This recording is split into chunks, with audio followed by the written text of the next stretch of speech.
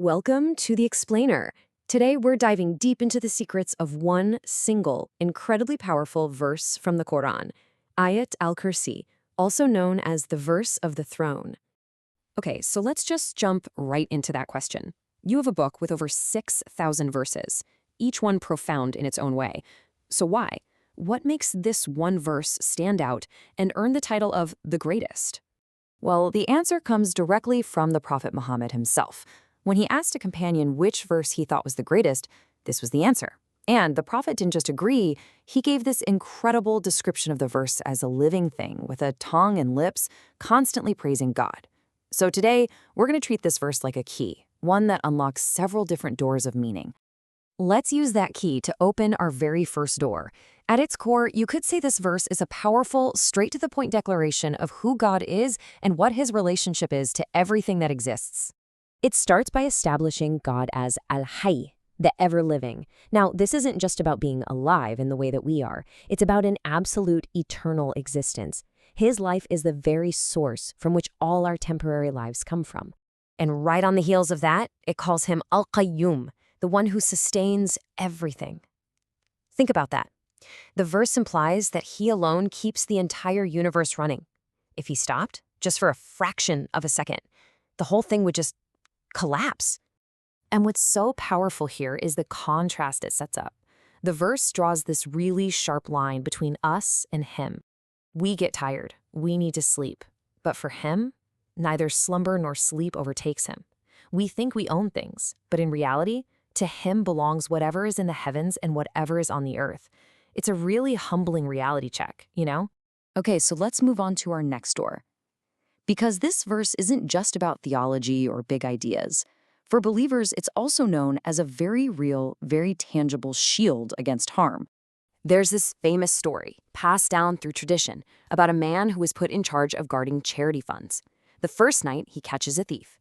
The thief begs, talks about his poor family, and the guard lets him go. The second night, same thing happens.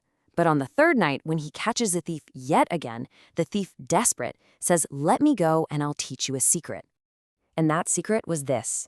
If you recite Ayat al-Kursi before you go to sleep, God will send a guardian to protect you all night long. When the guard told the Prophet Muhammad about this, he revealed something stunning. The thief? It was Shaitan, Satan himself, the ultimate liar, forced to tell the truth about the power of this verse. It's just a brilliant illustration of its role as a spiritual shield. The next door we're going to unlock with this verse, well, it takes us from personal protection to a truly mind-bending cosmic scale that's actually described right there in the text. The verse mentions something called God's Kursi. Now, this word is usually translated as a footstool or maybe a throne, and it's described as being so vast that it holds all of creation within it. So, to help people wrap their heads around this, an early scholar gave this just staggering analogy. He said, imagine our entire universe, and I mean all of it, every single one of the 2 trillion galaxies, and shrink it all down to the size of a single ring. Now, take that little ring and toss it into the middle of a massive, endless desert. That desert, that's the Kursi. Our entire reality is just a tiny, almost insignificant speck inside of it. But he doesn't stop there. Get this. He then says, now imagine that whole desert, the Kursi, is itself just another ring, and you toss that ring into an even bigger, even more incomprehensible desert. And that second desert, that's the Arsh, the throne of God. The whole point is just to completely shatter our human sense of scale. It's meant to be beyond what we can even imagine. All right, now for our final door. We've talked about meaning, we've talked about protection, we've talked about the cosmos, but there is a hidden architectural marvel within the very words of the verse that is just as breathtaking.